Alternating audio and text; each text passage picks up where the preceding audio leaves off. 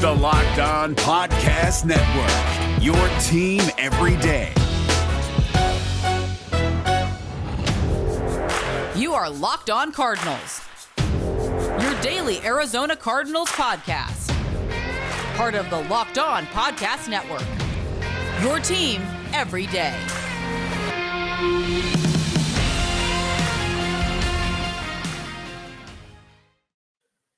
Welcome, Locked On Cardinals. Alex, Clancy, Bo Brack. Follow him at Bob Brack. Doesn't he look spry? How old is Mr. Gray? Is he 6 weeks yet? My son is 7 weeks. Okay, you mean a month and 3 weeks, Bo. You promised me you weren't going to go weeks. Immediately, you went weeks. Sorry, man. I apologize. Tired. I said I'm going to ditch the months at a year. I'll ditch. I don't know where you ditch the weeks. Okay, I'll probably ditch the weeks at 2 months. How's that sound? Fair enough. That's 8 weeks. I don't know if you knew that. At Clancy's Corner. For me, follow the podcast at Locked On AZ Cards. Please go to YouTube and subscribe. Thank you to everybody who watches. We premiere them at 12 o'clock Pacific time as of now. Seems to be a good time for everybody. And yeah, we're having a good job. We're having a good time doing this. And this offseason has not been short of storylines. And today is no different. Larry Fitzgerald Sr. speaks. What the hell does that mean? We have an interesting Throwdown Thursday surrounding a couple trade prospects for the Cardinals potential. And let's just do this right now. I'm really curious. First of all, this episode of Locked On Cardinals is brought to you by Peacock and Williamson. These dudes, Brian Peacock from Locked On 49ers, Matt Williamson was a scout in the NFL for a decade. He's been around the game for decades longer. They do a daily podcast, all the NFL top stories, everything. Go check them out, Peacock and Williamson on the Locked On Podcast Network. Okay. The Cardinals play the Dallas Cowboys tomorrow. The Cardinals' streak of not playing the starting quarterback for the Dallas Cowboys is now at 2 because Dak Prescott is out. If you saw the Dallas Cowboys tweet from their account yesterday, don't worry, Dak Prescott's just getting an MRI. Nothing to worry about, nothing to see here. That was Jerry Jones saying, tweet this. Bo, I want to shift it, asking it this way, because obviously this is not Locked On Cowboys. He's got a shoulder injury, okay? Carson Wentz got extended early from Philly. They thought it was a genius move, get ahead of the quarterback payment curve.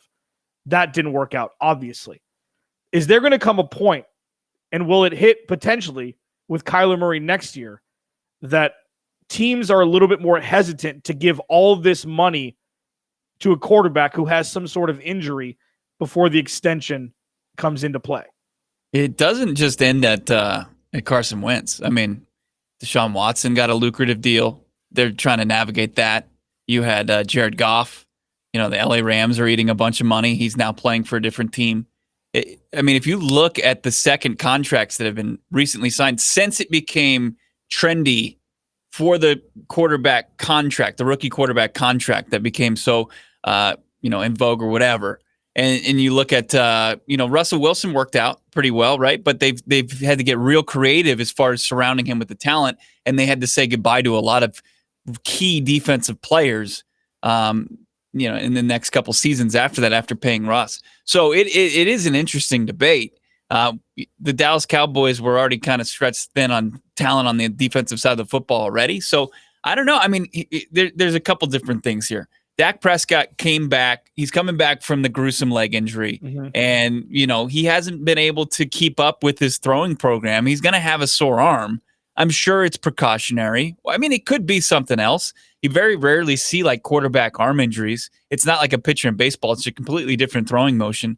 But I don't think it's a cautionary. I mean, it's more of a cautionary tale with the other guys we mentioned than Dak Prescott. I think I don't. Mike McCarthy. If you haven't watched Hard Knocks yet, you'll see he has like no control over Dak Prescott. He really does. There's no like relationship there. They have like zero synergy, and he goes over there and like, hey, why don't you sit this one out? He's like, no. Like I would hope that Cliff Kingsbury say if Kyler Murray was dealing with a sore throwing shoulder, he would do what Bruce Arians did with Carson Palmer and just take him out of the reps. It's just not worth it at this point. Dak Prescott knows the offense. Kyler Murray knows the offense. If there was any kind of issue, precautionary or, could be serious, there's no messing around, especially this time of year. It's not worth it. Agreed. But I don't parlay it with the contract extension. But here's the thing. Like, you brought up two interesting ones. Deshaun Watson obviously is an outlier because that was completely off the field. He did tear his ACL his rookie year and still got a contract a couple years later, but he was removed from that for a couple years. When has it worked when a quarterback has been given all of that money? When has it worked and turned into a Super Bowl? And I know it's a Tom Brady thing where, Brady made every one and that was it. And like, people say that he took pay cuts. All of his money was guaranteed, so it wasn't like, you didn't look at the big number. You looked at the guaranteed number, and the guaranteed number was also the number at the end for Brady. So he was always paid handsomely, but he was never given $40 million a year until he went to Tampa Bay and they won a Super Bowl. Like, Bo, it's never worked ever. Once you give a quarterback 30% of the salary cap, you don't win Super Bowls. Well, that's not the case. I mean, Carson Wentz and Jared Goff were like 14 and 15% respectively. Like that, and that's a big chunk. That's a big chunk to have to navigate around, especially when you're trying to fill out 53-man roster. But and you're right. I mean, this is a new era. This became trendy after Russell Wilson, and then you started to see teams when there was the slotted contracts come into play, and rookies were going to make this much, and you knew that. We're seeing how, right now, you're right. What has worked? I think you could say, you feel pretty confident that Patrick Mahomes is a good deal. He already made it back to a Super Bowl. The money's going to start to kick in here pretty soon. Mitchell Trubisky didn't even make it to his. Blake Bortles didn't make it to another contract. I mean, you'd be hard-pressed to find any first-round quarterback that's successfully on his second contract. But I think that's just a testament to how tough this league is. Jimmy G got paid, took the Niners to a Super Bowl, or was part of that Super Bowl team. I think you could point to that. But yeah, it's tough because we're still early. Like, we're still seeing, we're still compiling the data, and the numbers don't look good for paying anybody. But what do you do? What's the option B? It comes off as collusion, but it's like, you know what? There's going to be a cap to how much one person can get paid. And it sounds so dumb, and it takes all the fun away from what we do. It's like, oh my God, $250 million. Like, we're going to gawk at the numbers all the time, but we're now seeing the transition between old school of there being three dominant quarterbacks and everybody else to now where legitimately 10 quarterbacks could take his team to a Super Bowl, which is ridiculous when you look at how many talented quarterbacks there are in the league now, especially with this new day and age of football. It's completely different. Skill sets are different. Of course it is. But the league needs to catch up. Like, it is jettisoning organizations once you pay your quarterback this much money. It just is. That's what we've seen. And sure, there's a lot that goes into it, but building a roster with talented players is difficult. Say you draft 2 first-round picks and 2 second-round picks that make it, you may have to say goodbye to 2 of them. I don't know if I necessarily agree with just the paying a quarterback. I think it's interesting on the second contract that they sign that we're not seeing a lot of success. Yeah, that's what I'm talking about. Very low batting average because, even with the Ravens had some success, at least getting back to the postseason with Joe Flacco, even though he wasn't that good of a quarterback, but he signed at the time one of the most historically lucrative deals for the quarterback position. It's Aaron Rodgers has been paid handsomely. That's worked out. How's that worked?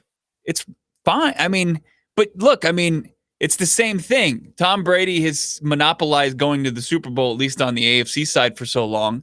And then on the NFC side, you're looking for, who has really which teams and what's been the blueprint for success, consistent success. I don't think that there's any one way. But here's the thing. It's the most important position in sports. And you're damned if you do, and you're damned if you don't. Like, you have to take care of these guys. As far as capping it, there's no way that they're going to do that. And like I said, in 2 years, the salary cap is going to be $230 million. So it's going to be the same amount of money. It's just the market's going to change a little bit, but it's going to stay the same for the most part as far as how much of a chunk of that salary cap Kyler Murray is going to take. And I'm going to piggyback what Ian Rappaport said on our podcast a week ago, and it was a really good podcast. Check it out last Tuesdays.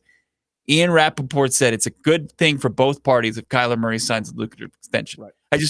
I understand, like, you see all these deals and you're like, man, it sucks, but you have to have a quarterback in order to succeed, and you have to figure out if he's the guy, and the only way to do that is to keep going with him. And if he hasn't proven you to be a fool yet, you just keep going on with it until you figure out, hey, he can't make that key throw in the Super Bowl to win it like Jimmy G did. Yeah, I mean, it's interesting. This is a good transition. Does the quarterback have to be the best player on the team for you to win a Super Bowl? Does he? Yes. Okay. That hasn't been the case for Larry Fitzgerald's pretty much entire career here in Arizona. His dad spoke, and it's interesting. When his dad speaks, people listen. We'll talk about.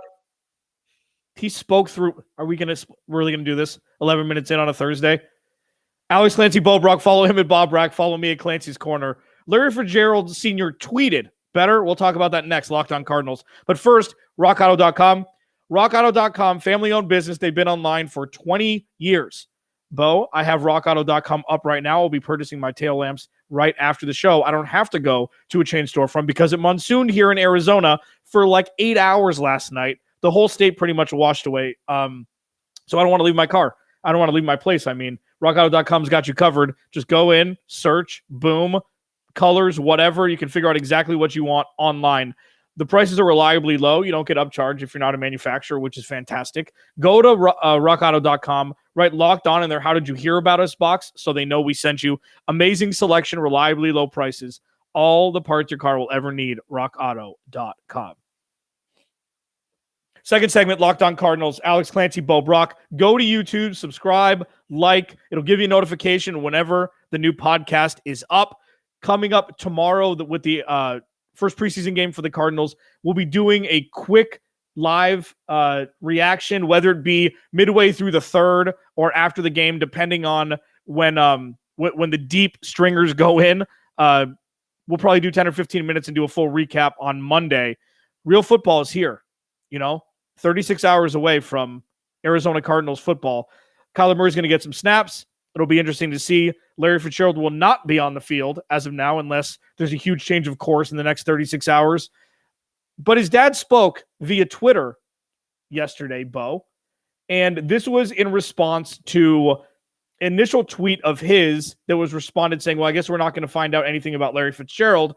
And this was Larry Fitzgerald Sr.'s response. You believe in miracles? ?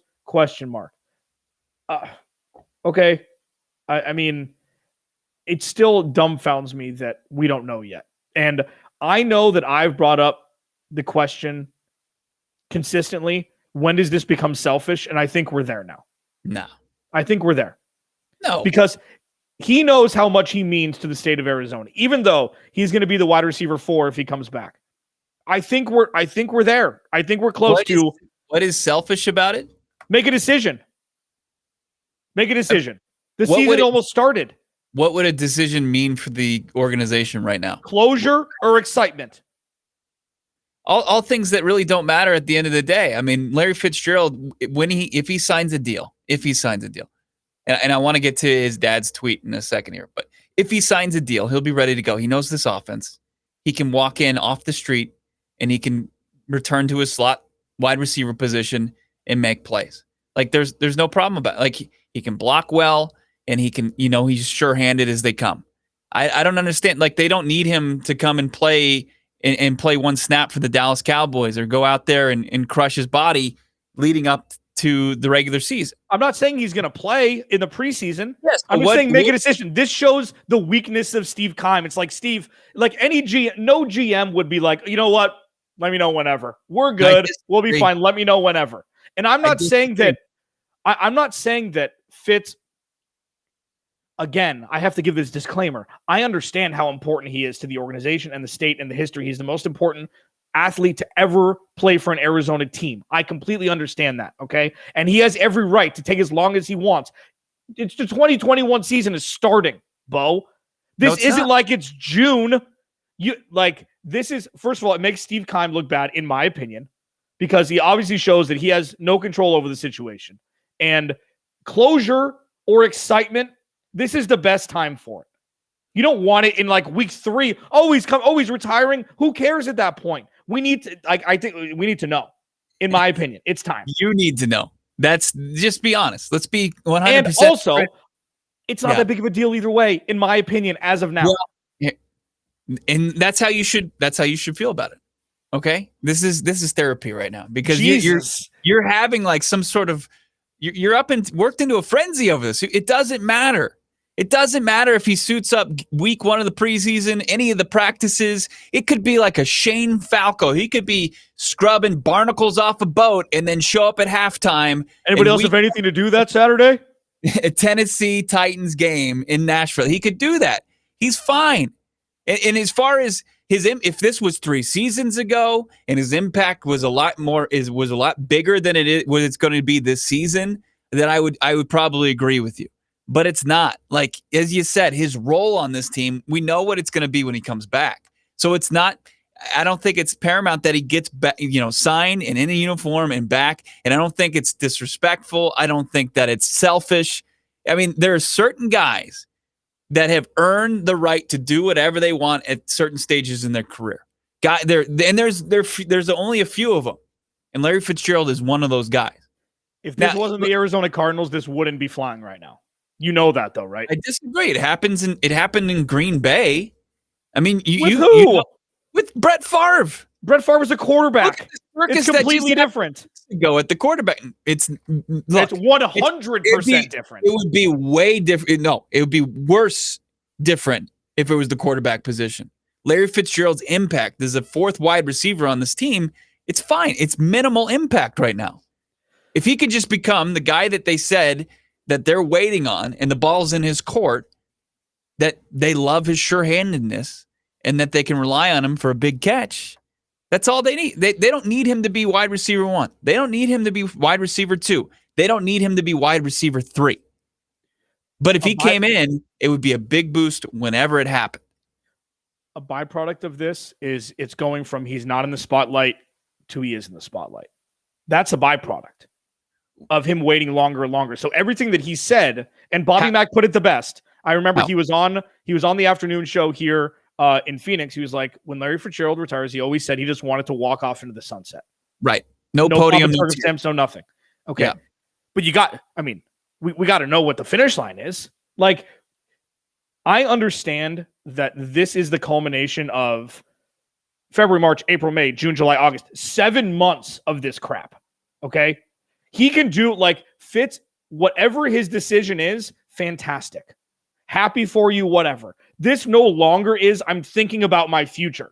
This is either indifference or this is the spotlight is coming back and he doesn't want to leave it. Really talked about it. How much have we, does it, is it a headline? It's barely. I would say if there was a depth chart that existed as far as topics that we've covered this offseason, we sometimes will circle back to Fitz. I don't think it hasn't been that top of mind considering the impact that he's made on this community, that he's made on this team. That's not what we're talking about. Because we know about what his role would be. And also, let me point this out. I want to get this in real quick as far as his dad's tweet, and I'll bring it back up here. What was I don't know what the context was. You believe in miracles, football emoji, thumbs up emoji, and then clock emoji. Let me tell you this. I was fortunate enough to talk to Archie Manning the final season of Peyton Manning's career. And there was a lot of speculation. Was he going to retire? His dad didn't know. Does your dad know what you're doing right now? Does your dad know what your future plans are? Does my mom doesn't know? I don't keep them abreast. I love them, and they use if I'm going to do something monumental in my career, I'll tell them so they're not the last to know. But I don't think Larry Fitzgerald Sr. knows any more than you and I do about what Larry Fitzgerald's going to do. Do you? I don't care. I'm sorry. Care. No, you I don't. Care. You care more than I do. Larry, you're the one that's saying it's selfish. You're the one that's saying it's selfish. I think it's selfish. But I don't understand why, because it's you know what his role is going to be.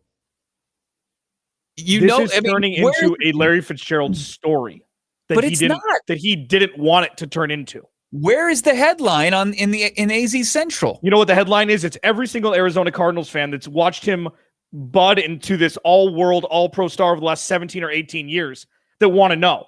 And if he says it's for the fans, it's for the community, it's for the team, then show it. Think about what's top of mind for Arizona Cardinals fans right now. It's not Larry Fitzgerald. It's, oh man, I can't wait for them to open up the preseason tomorrow. Kyler Murray is our quarterback. That's what's top. It's That's like what 80-20. What's the 20? 20 is about Larry Fitzgerald's future. 80% is about the upcoming season. Who cares? Then who cares? The majority is the excitement of the season. And then everybody, I think people would, if Larry Fitzgerald just quietly just faded into retirement, people are like, okay, thank you for everything. If he came back, people you just think he's not going to say anything? And we're just going to find out one way or the other like 8 weeks from now? I think that's a very real possibility. Like that's when Larry Fitzgerald's on the Fox, NFL set, and we're like, well, what the hell? Just like he was randomly on the match with Phil Mickelson and Bryson and Aaron Rodgers and Tom Brady. It's like, is he already started his other career? It's possible. How'd he do? How'd he do? Alex, Clancy, Bo Brack, Locked On Cardinals. Follow the podcast at Locked On AZ Cards. Follow me at Clancy's Corner. Slander on this show. It's not slander. Damn it. Follow him at Bob. You just threw an immense amount of shade on Fitz just then. I just think it's borderline selfish at this point. That's all. I would love to see him back in number 11, on the field for 35% of the snaps or however Cliff Kingsbury wants to misuse him. Follow the podcast at Locked On AZ Cards. Follow him at Bob Brack. Follow me at Clancy's Corner. Throwdown Thursday, part 2, I guess, coming up next. Bo, BetOnline, talk about it. I'm an overwhelming favorite on betonline.ag in the upcoming Throwdown Thursday segment. You got a pair of games tonight that you can get some action on. How about the Washington football team +1 or the Pittsburgh Steelers? They're 1-point dogs against the Philadelphia Eagles. WFT. They are playing, WTF. No, WFT. Sorry. They're playing the New England Patriots. My God. Show. Oh, man. My bad. If you want to get in on some preseason action, build that stack for the regular season, BetOnline's the fastest, easiest way to bet on all your sports action. You, of course, got the Arizona Cardinals game tomorrow. They're 1.5-point favorites against the Dallas Cowboys. As we said, Dak Prescott not in the lineup. Before those footballs are kicked off, before the next pitch in Major League Baseball, head over to BetOnline on your laptop, your cell. Check out all the great sporting news, sign-up bonuses, contest information. Don't sit on the sidelines anymore. Get in as your team preps for the regular season. Head to the website, use your cell, sign up today, receive a 50% welcome bonus. That means you can play with free money. You put in $50, you get $25 to play around with and build your stack. BetOnline, your online sportsbook experts. Final segment, Locked On Cardinals, Alex Clancy, Bo Brack. I love Larry Fitzgerald, okay? And all joking aside, I just think, that's just how it's the culmination of months and months of this. And I know he'd probably be on the depth chart between Colt McCoy and Chris Trevler. Okay? That's all. That's all. The second and a half string quarterback on the most important things we've talked about this offseason. Bo, Throwdown Thursday. You brought this up. Okay? I think this is a very, very good one. Why don't you take the reins here? And don't forget to subscribe on YouTube. And and follow him at Bob Brack and follow me at Clancy's Corner. Bo, let it rip. All right. So earlier this week, second-year cornerback C.J. Henderson came out that things are not right in Jacksonville, and that he might want out after just one season with the team, and that the team might be willing to oblige and put him on the trade block. And then also it came out with some cryptic tweets. Man, is that a trendy thing to do? We had Larry Fitz Sr. putting one out. We've had Chandler Jones all offseason long. Now we've got Michael Thomas throwing shade on the organization that's paid him handsomely. He decided to get his surgery most recently. He's going to miss some time for the Saints, but could he be available? Two spots that I think a lot of people are always quick to connect the dots with the Arizona Cardinals are the cornerback and the wide receiver spot. Even though there's encouraging things in training camp, Rondale Moore and A.J. Green. So the Throwdown Thursday debate today if the Arizona Cardinals were to acquire one of these guys, C.J. Henderson, second-year corner out of Florida, or Michael Thomas, the slot god, which player should they go after? Do you want me to go? Because I don't think we decided who either was going to take. I'm going to take. Yeah, I'm going to say Michael Thomas, and there's a couple reasons why. Okay, so C.J. Henderson seems to be the obvious one. Well, you probably have to give up a second-round pick or potentially a first for a guy that went top 10 a couple of years ago. No injury concerns, making very little money. I'll let you get into that. Michael Thomas doesn't want to play in New Orleans anymore. It's pretty obvious. When you wait to put off a surgery, so where you're going to miss part of the regular season, you've just gotten paid, and your all-world quarterback, who obviously was a shell of himself last year, is no longer playing for the organization, and you have to decide between catching passes from Taysom Hill or Jameis Winston. He would be a perfect candidate to ball the hell out in Arizona.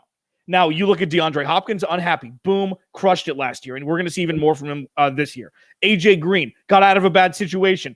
Will crush it this year, in my opinion. 800 yards and 5 touchdowns, at least from A.J. Green. Bad organization coming into the light in Arizona. Michael Thomas, even though he makes a lot of money, and even though he has injury concerns now, I would much rather take a proven entity and overpay him a little bit to tie him up with DeAndre Hopkins and Kyler Murray and just ball the hell out on the offensive side of the ball. Because once again, my platform for running for office is, if Cliff Kingsbury, if the offense isn't the strength for the Arizona Cardinals, what the hell is Cliff Kingsbury doing here? You can take your rook or your second-year guy who obviously has issues somewhere that we don't know about. I will take a guy who may have a little bit of an ego, can't guard Mike on Twitter, pair him up with DeAndre Hopkins, and again, ball the hell out on the offensive side of the ball with Kyler Murray throwing the passes. Nobody can guard Mike right now. He can't get on the playing field. He hasn't been on the playing field for a long time. He got paid. He's making a lot of money. As you mentioned, he's going to make over $24 million the next 3 seasons, starting in 2022. And he's a guy that commands the football. In order for Michael Thomas to make an impact in the game, he's got to get a ton of targets. Look at his target share. 149 in 185. 185 targets in 2019. 147 targets in 2018. 149 targets previous season. There's no way that they could make Michael Thomas happy, even though he'd be making a ton of money. He's already making a ton of money in New Orleans. He's a diva. I don't want he doesn't fit the criteria that the Arizona Cardinals have had at the wide receiver spot. DeAndre Hopkins fits that. Larry Fitzgerald absolutely is the gold standard. Michael Thomas isn't. He's already wearing thin in New Orleans. And I don't want anything to do with Michael Thomas. I think that he's probably pretty close to being washed. I don't know. It was very interesting, the timing as far as when he decided to get his ankle worked on. And then you look at what the Cardinals' biggest need is, and it's cornerback. The Arizona Cardinals, C.J. Henderson, he's not a proven commodity, but a lot of people saw him as the top corner on the board in the 2020 draft, and Jacksonville took him 9th overall. I mean, this is a guy that could enter the mix with guys like Marco Wilson and Tay Gowan and Byron Murphy and be the future of your secondary along with Budda Baker. I mean, that's pretty simple to me. When you look at it, Michael Thomas is not going to garner a first-round pick. With his injury concerns and how much money he's made and how much money he's making, you could probably get away with a second and a fourth or maybe just a third, and you can keep your first-round pick and draft a corner then. That's what I see. And also with the Cardinals, you need some – I completely agree with DeAndre Hopkins, Larry Fitzgerald. 100% agree with you. Could use a little diva here too. Just a little. Not enough to piss people off, not an Antonio Brown level, but Michael Thomas isn't full Antonio Brown.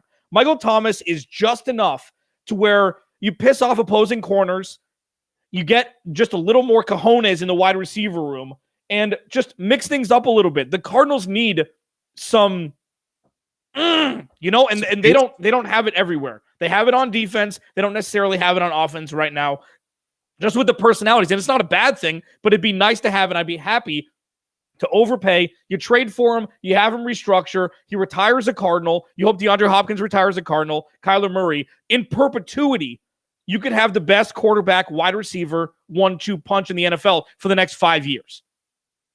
Well, it'd be at 1, 2, 3, right? But CJ Henderson. So what do you think that he would command? Because if you look at it, probably a first. There is no chance.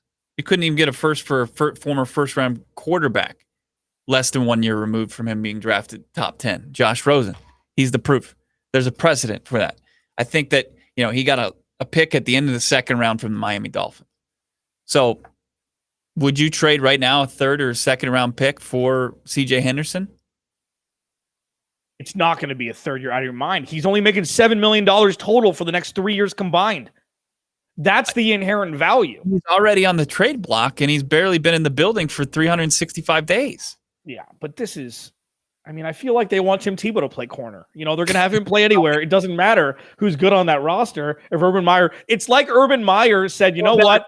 I didn't recruit him. Not my guy. I didn't recruit him. Like he's still at Ohio State. Alex Clancy, Bo Brack, Locked On Cardinals. I'm 9-0 in Throwdown Thursday.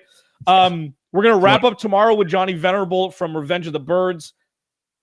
Previewing. He had a corner option for the Cardinals. Maybe we can get into that tomorrow. He's out of his mind also. Yeah. He is absolutely out of his mind, and I will DM him on Twitter and tell him so.